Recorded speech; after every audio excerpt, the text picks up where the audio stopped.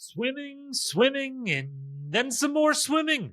Plus, gorgeous sunsets, a white whale sighting, simple puzzles, but the details matter, some more swimming, not sure if I mentioned that, and the Karma Points twist partially revealed, and it's just as bad as we thought it might be. It's the Challenge Battle of the Airs episode 18. Yes, 18 recap coming up right now.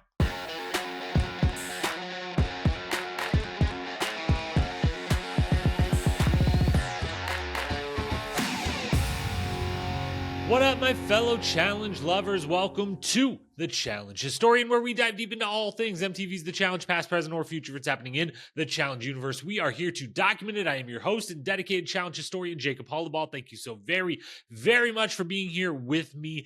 Technically on this Thursday morning, it is late after the episode. We had to watch the episode a little bit later than scheduled this evening, but we still got it done, and we are recording in the wee hours of Wednesday night, now Thursday morning at the time of recording, but we're gonna get it out to you because we originally told you there was no episode tonight, last night as it were at this point, and then there was. They just kept changing the schedule over and over, and we made some Challenge history. There has never been an episode on January 1st, and so now there has. Added to the This Day in Challenge history list that is filling up. We've hit a lot of the days of the entire calendar year with Challenge episodes, and now we can cross January 1st off as well. So we had to be here to recap it. Part one of the finale, episode 18. That is what we are here to hit. The final episode will then be next week. At least I would assume. I guess I think they said finale, but if it was a 3-part final, that would be absolutely insane. So next week, final episode of the season, and then that means if they do a 2-part reunion, which I would assume they have most of the recent seasons, then that would take us the following 2 Wednesdays, and then boom, right into no breaks into All Stars 5. So it seems like they're just going with that. There's never not Challenge on MTV. I'm here for it, even if I would like these seasons to be a little bit shorter. 18, and it'll then be 19 plus 2 reunions, plus an episode 0. So really 20 episodes plus 2 reunions seems a little bit much when they're all 90 minutes long, but that just means there's been all this stuff to talk about with you all each and every week, and I do enjoy doing that. So next week will be the final episode recap. The 15th of January will then be the full season recap, and maybe we'll hit some things from the first reunion episode. Actually, we'll probably record that before the reunion episode is out. The 22nd will be the season preview of All Stars 5, and that Friday, the 24th, if there's things worth discussing, either like that Friday or the following Monday, we'll get some thoughts out about the reunion from Battle of the Eras. And then, of course, on the 29th, All Stars 5, Episode 1, we will be covering that season each and every week as it airs on MTV, not Paramount, MTV. Challenge USA 2 just pulled from Paramount Plus, so there might be no Paramount Plus exclusive Challenge coming in the future. There's still no word on if there's going to be a USA 3 or not. So that's what's coming up here on the podcast. That's what's maybe or maybe not coming up in the world of the Challenge in general. We will be here to cover all of it, including also, I should also mention, if there is a launch special, aka an episode 0, aka the just real first episode of All Stars 5, on the Monday, the 27th, and before the 20th, like if anything like that happens, we'll be here. We'll be covering it. The agenda for tonight is going to be quicker. No awards, just a couple high-level things about the final in general, and then we'll do a quick walk through each checkpoint that we've seen for some commentary on that, and we'll close out with any updated predictions or wishes for the final episode in the second part of the final here for Challenge 40 Battle of the Eras. With that, let's dive in. Episode 18, the finale, part 1. Here we go. The Karma Points twist sucks. I hate it. I don't know how much I've alluded to or even said or discussed. I think I've been pretty clear through the seasons without really going deep into it, waiting to see what it would be. But what we know so far, I feel already pretty validated that I haven't liked this idea all along. I thought it was going to head to a bad place. In what we know thus far, things could change. It could ultimately not be that big of a factor. We will see. But we hear TJ say, well, first he says the most points you'll have a big advantage, and the least points you'll have a severe disadvantage. He throws in severe.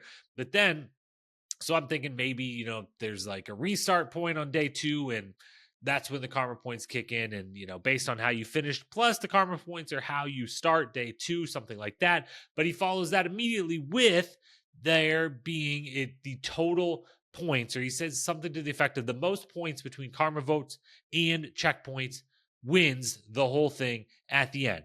And I did some quick math. 32 people have been eliminated, which means on a 1 to 5 scale, there's up to 160 karma vote points available, which leads to huge discrepancies. There can be 100 point, 120, like Bananas might have got all 0s, 1s, and 2s, and Jordan or Rachel or something might have got all 4s and 5s. Like these 160 possible points leaves a wide margin for this to be the deciding things. We don't know how much the checkpoints themselves are worth yet. So again, we will figure that out. Maybe there's another twist coming and they don't just tell them at the end, hey, you got first, but here's the karma votes and this is how it changes it. And actually this person won, or you actually got third, or anything like that. Maybe there is a reset. Maybe they add them in and then give them one last kind of even up checkpoint. I don't know. Either way, I don't like it how it's been presented, and I'm pretty confident there isn't any turning it around in the finale episodes. There's a bunch of problems that I have with this. The first and foremost, I don't love that if you're even going to do this, maybe only have the last 20 people of the 40-person season get to do the votes. Like the fact that all 32 eliminated people have gotten to vote, including those eliminated on night 1 or night 2, as it were. They did the party night 1, and then night 2, they do the big, all the eliminations, and 8 people were gone, and those people got to vote. Those votes are based strictly off friendship, randomness, nothing else. And I don't like that. I don't like that impacting the winner of a season. Maybe if I would feel less strongly about this if it was like the final 8 people eliminated, the final 10 people eliminated, something along those lines. Maybe that'd be a little better. I still wouldn't like it, but it would be better.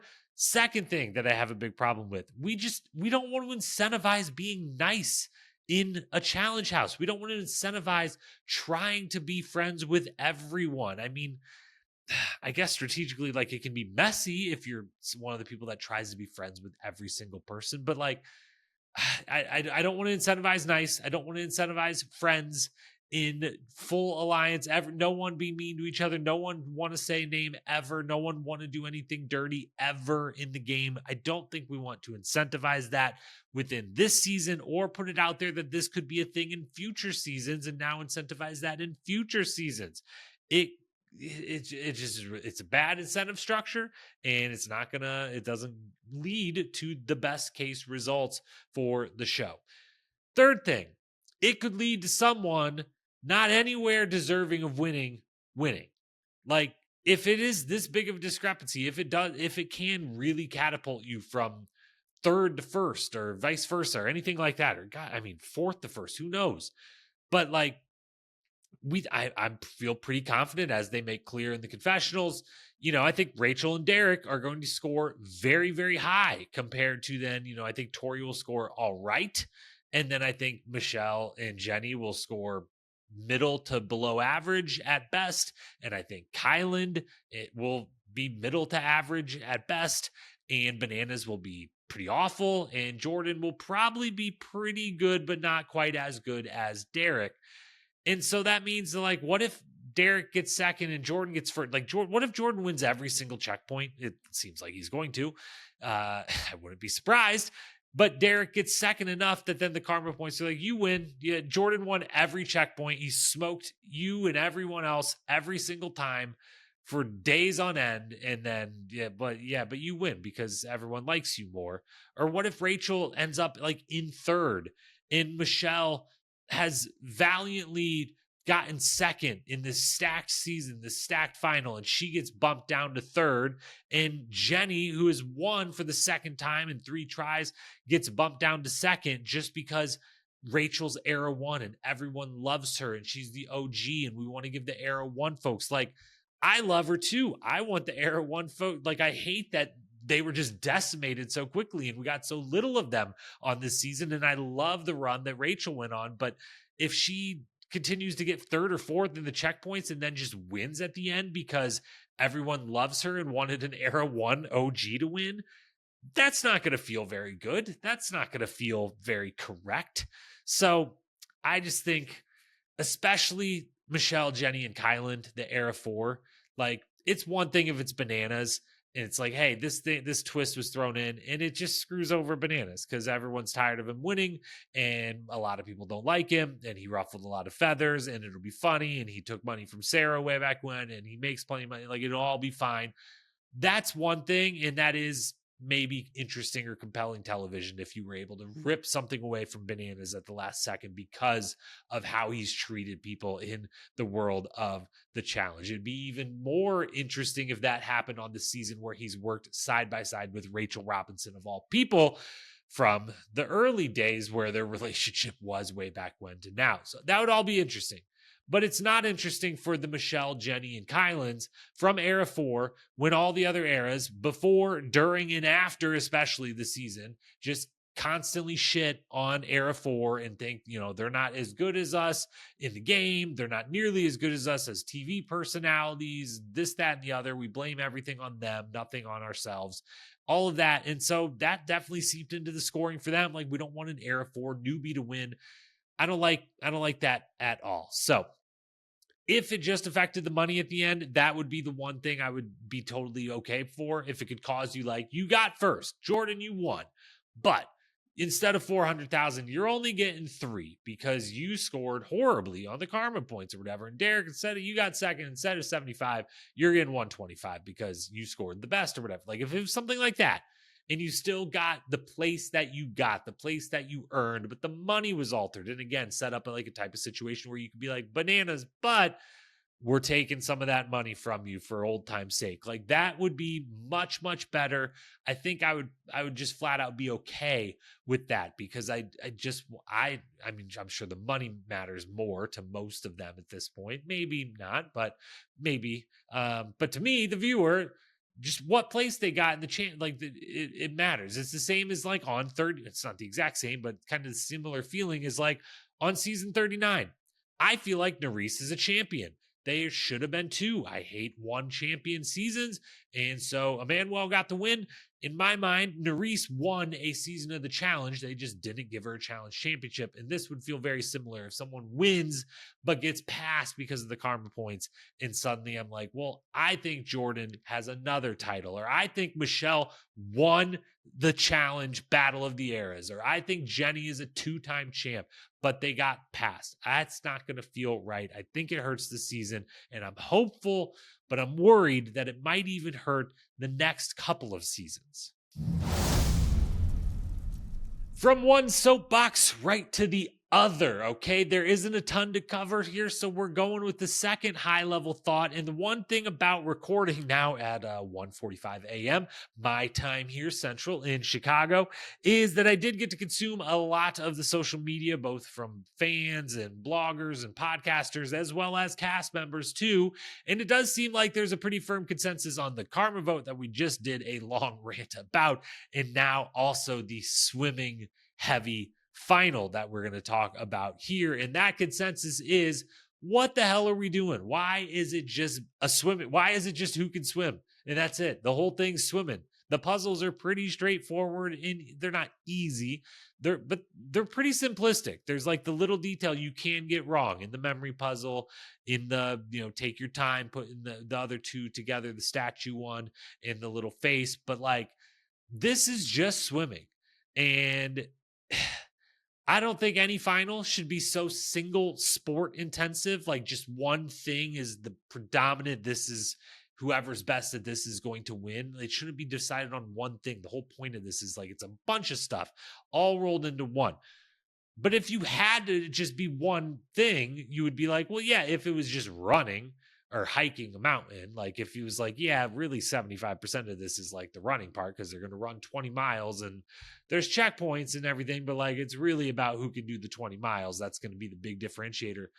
That's one thing if it's purely running and hiking. I can get behind that because I think that's expected. That is the outsized part or the final. First thing you think of when final is endurance, and endurance on 2 feet on solid land. So I would be okay with that. But outside of that, and I don't even love when it's like that running heavy. Outside of that, it shouldn't be a single sport intense thing.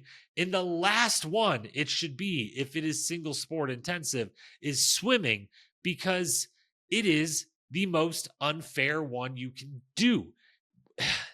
Like it, the whole thing's very unfair. One skill determining everything. And especially the one that has swimming is the high variance one, where it can be, you can have someone like Kyland who truly has no shot. The moment he showed up to the final, he's like, I don't swim almost at all. And I can't swim very fast, if at all. Like I'm going to struggle just to get to shore in any amount of time. You're done. And you can't pick that up in a day. And like, well, you do get to do it 3 or 4 times. Maybe you'll get better. No, it's not going to happen in that day. And if you're great at it, or you do triathlons like Jordan, you're going to absolutely smoke people. If you're like Michelle and you were on the swim team and actually like know how to do a proper stroke, maybe you're not as comfortable in the open ocean water, but you know how to swim, you're comfortable in it, you're comfortable with the water in your face, everything like that, then you have a massive advantage. So that big variance. Like biking, I don't think quite has that variance. There's still some little bit of like everyone at least kind of knows how, and then it becomes the endurance and a little bit of technique and everything like that. But swimming is the one that's like, yeah, this, if you're even if it was half as much swimming, I would still be like, this is Jordan's going to win, guaranteed. And Kylan is going to probably get last, because this is just going to determine so much of this. And on top of it feeling really, really unfair, it's not that interesting to watch. Like, it's just people swimming and doggy paddling and swimming and doggy paddling and swimming and chugging salt water and swimming. Not that interesting to watch. I guess, whether it's biking or running or swimming, if there is the endurance element, you could say it's not super duper interesting to watch them just run or just bike either. That is true. You just montage your way through it. But when it's just swim and then a puzzle and then swim and then a puzzle, it's like you're kind of montaging your way through everything here.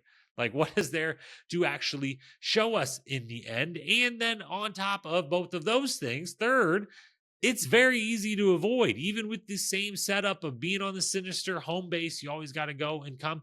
Like, just first round, you got to swim.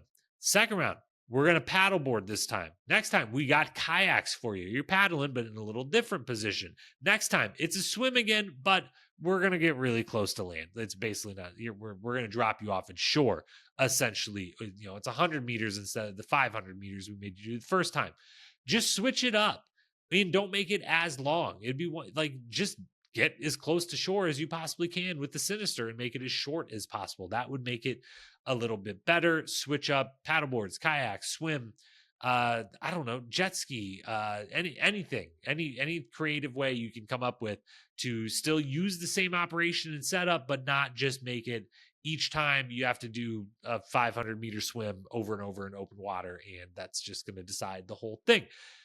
I haven't been shocked by a final in a very long time, even with some of the fairly recent, starting to be a little further in the past, but fairly recent, operational inefficiencies, we shall say, in some of the finals. I haven't been shocked by anything in a very long time, but this design had my jaw on the floor when I realized, like, they're just every checkpoint's going to be a swim in from the same distance, and it's just going to be Jordan smoking everyone and Jenny and Michelle smoking everyone on the female side. Like, it definitely had me a little bit shocked, and I couldn't believe they were just going to keep doing it and doing it and doing it.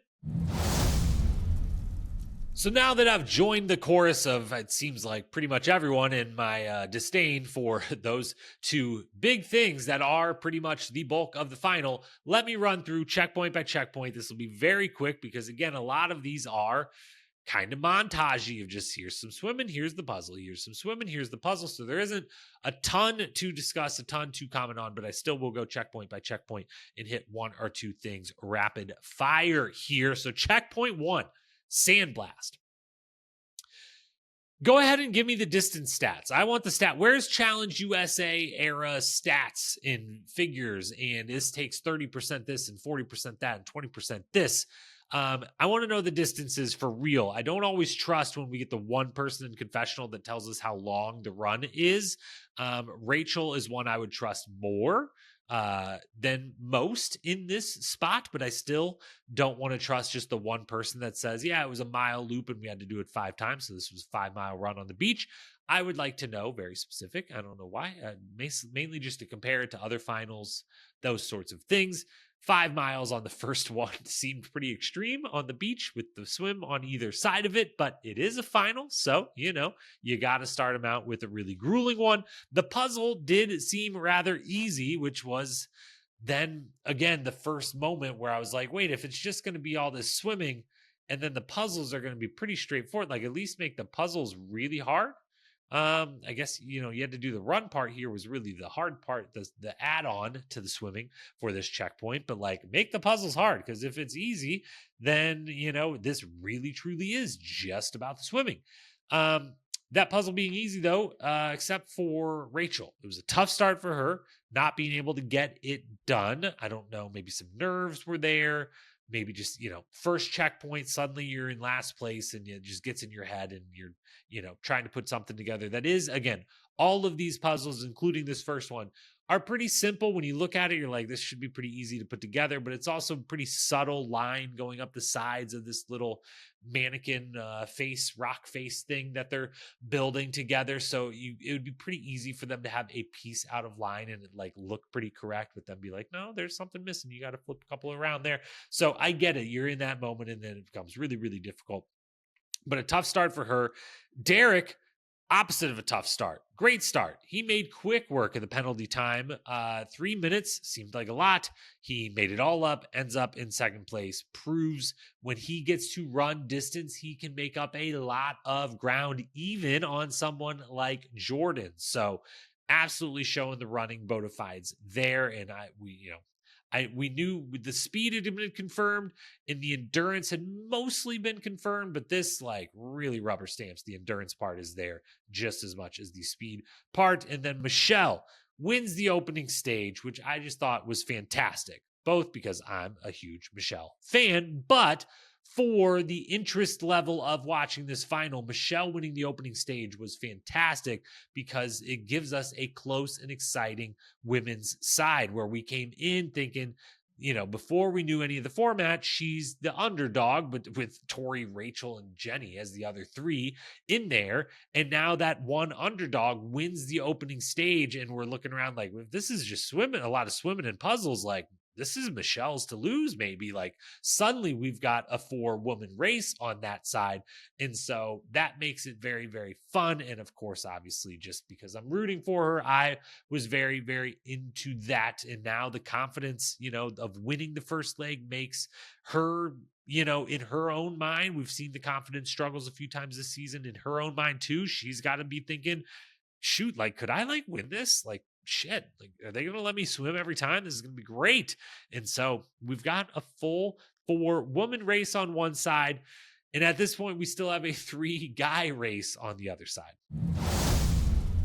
Checkpoint 2 then, Ghost Ship. And this is my favorite of the checkpoints. I would bet that it remains so through the rest of the final as well. I like this one. I think it's great. I think the swim should have been even shorter. It seemed a little shorter between the boats than it was to land, but it should have been even shorter. It should have been a very, very quick little swim over to the other boat. I digress. The puzzle part is perfect. It's great. It looks cool. I like the setup of it. I like everything about it. I love a memory puzzle in the final and having it be the underwater. Like everything about this is really, really cool and really, really great.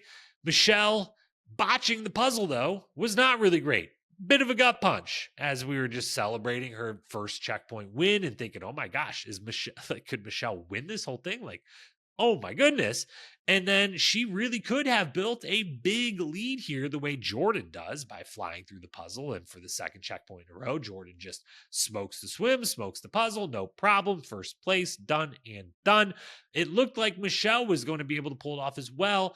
And in a memory puzzle, underwater memory puzzle where she's comfortable in the water and she loves puzzles and memory seems fine for her. She just doesn't pay attention to the little details. And then it wasn't just that she got it wrong, and this could all be editing. This maybe actually took her 30 seconds and maybe she wasn't even winning at that point. I don't know. Could all be editing. But the one barrel that she had wrong that had the skull and crossbones on it was very different from the other two barrels. It wasn't just like there's a little tiny skull and crossbones on it. It was like this was a different shaped barrel with a big thing in the middle of it. It looks very different than this other one that you have two of. And so I was a little shocked how long it took her to realize, and not even like at the board, someone that good at puzzles maybe could just look and be like, I got something wrong.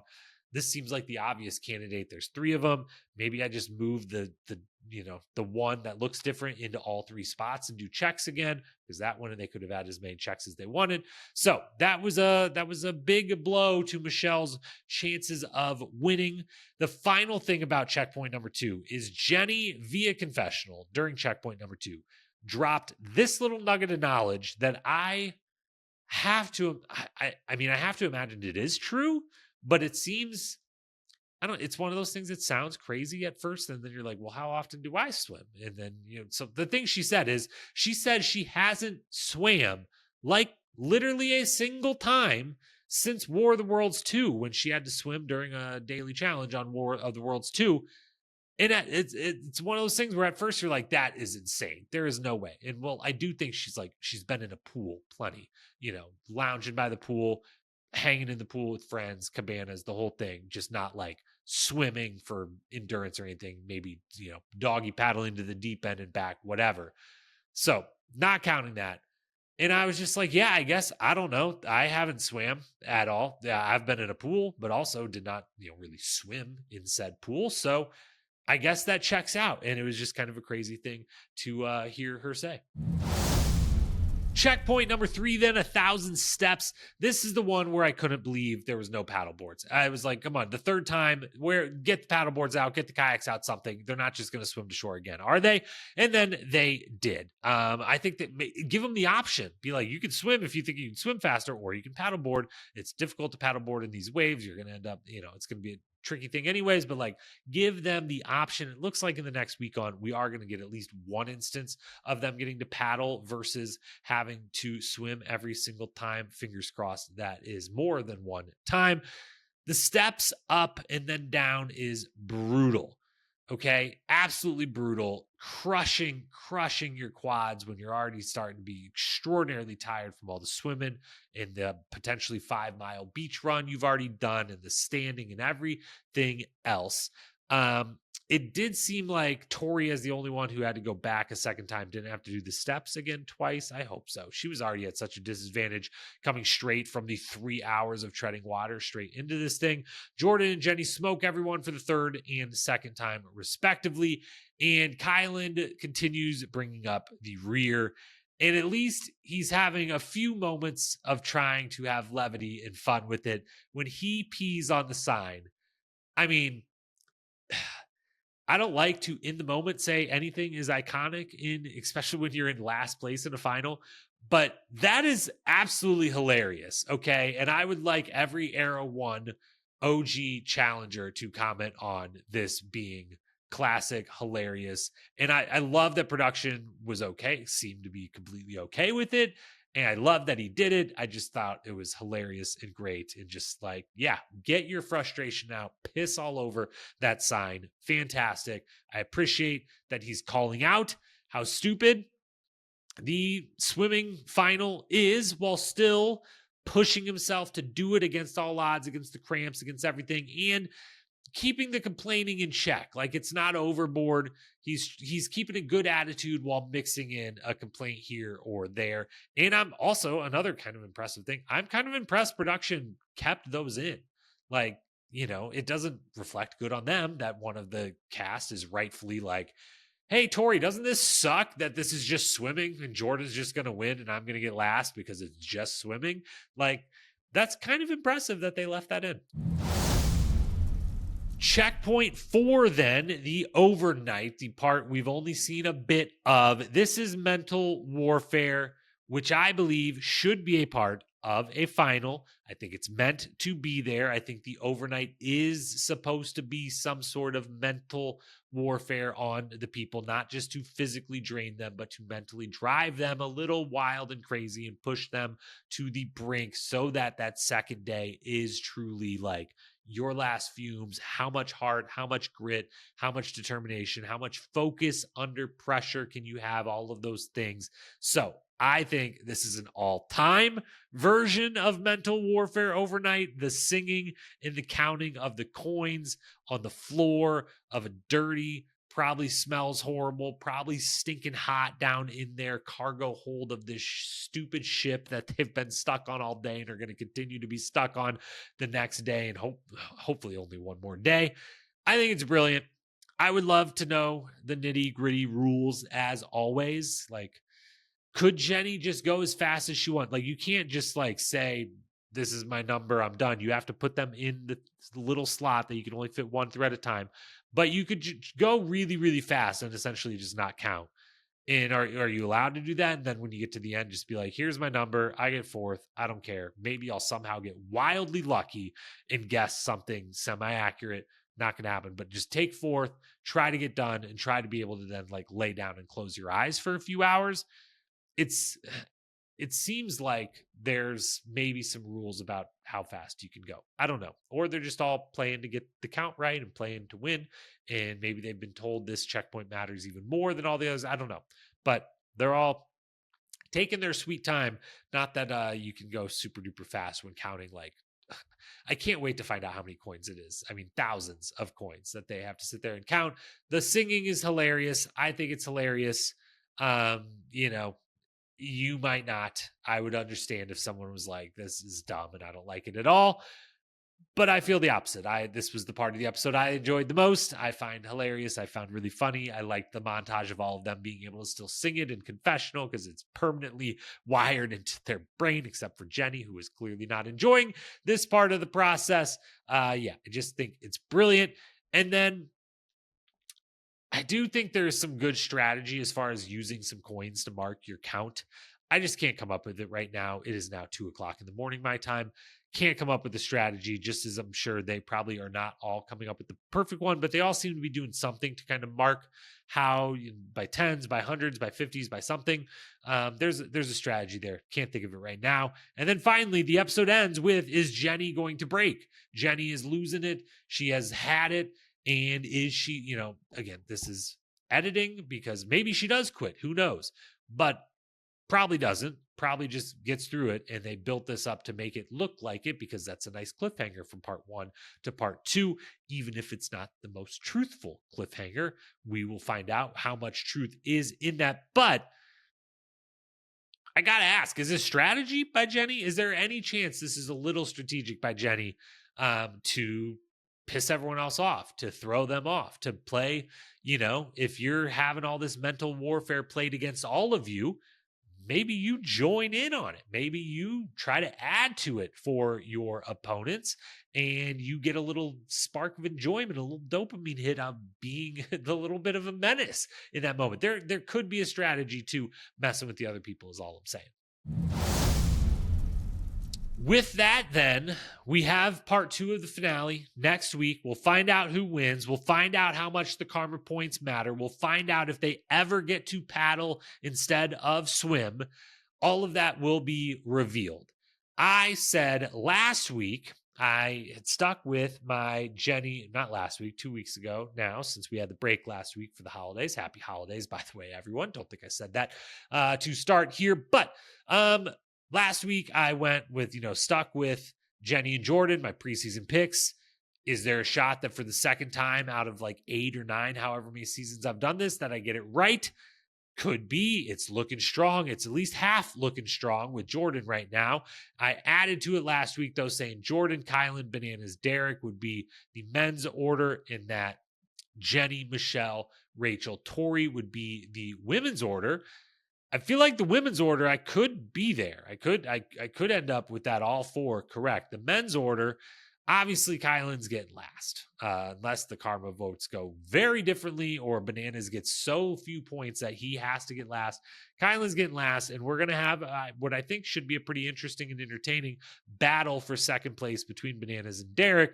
And really, for Derek, it is, I think, going to be the thing. Like, if you can beat Bananas and get into second, these karma points could vault you. Like, I think they're probably going to be enough to get you 1 spot. But like, if Jordan wins every single checkpoint and then doesn't win because of the karma points, it's going to be some pretty big problems for me and what I want to put into the history books. But for now, we're sticking with Jordan's going to win. I mean, that I'm not changing my prediction, but I'm like quadrupling down. He's going to win. If the karma votes do get crazy skewed towards Derek, that's the only thing I could see. If Derek gets second and the karma votes really vault him over. But I think Jordan's going to win. I think he's going to win every single checkpoint. I really do. I think maybe he loses the overnight checkpoint. Maybe. Otherwise, I think he's going to win every single one. I think Jenny is going to win. I think Rachel has a similar spot to Derek of like, can Rachel get into second place and close that gap and let the karma points vault her in front of Jenny? Because on the men's side, I think Jordan's going to score well enough that, unless it's like really heavily weighted, there isn't really going to be a passing him. I think Jenny is going to score low enough and Rachel is going to score so exceptionally that if she can get herself to second place with Jenny in first, she can win. If she's in third and Michelle and Jenny are both above her, then I don't know about that. And then it also opens the door for me not feeling super good about it if it does happen. So that's what I think is going to go down. My hope is for paddleboards and kayaks and a chance for Kylan to just win a checkpoint or two, get some gratification, get some enjoyment, not have to just literally spend 2 full days swimming far away in last place. That sucks. Good on him for having the attitude he is, for doing it, for pushing through. That had to be miserable the moment it was explained of like, this is what it's going to be, and feeling that sinking feeling of like, I have to go through this without a shot really to win it. That's tough. So shout out to him. I hope they give him something where it can be even and he could win a leg here. Bananas could win a leg. Derek could win a leg. I think Jordan's going to win all of them, though, on the men's side anyways. And I think Jenny, I'm holding out for my girl, Michelle. Obviously, I'm rooting for Michelle. I'm rooting for Michelle over rooting for myself to be right with the Jenny pick. But I do think Jenny and Jordan are going to get it done. And I think I'm going to, for the second time ever, have picked the winners of a challenge season going in. So we will see next Wednesday on the 8th. We will be back to cover it that night. The full season recap the following week. The All-Stars 5 preview the following week. The All-Stars 5 episode 1 coverage the week after that. It's going to be a great January. It's going to be a great year. Welcome to 2025. We're, a day and 2 hours in here. Thanks for being here. As always, I love you. I appreciate you. I will talk to you next week. Until then, peace.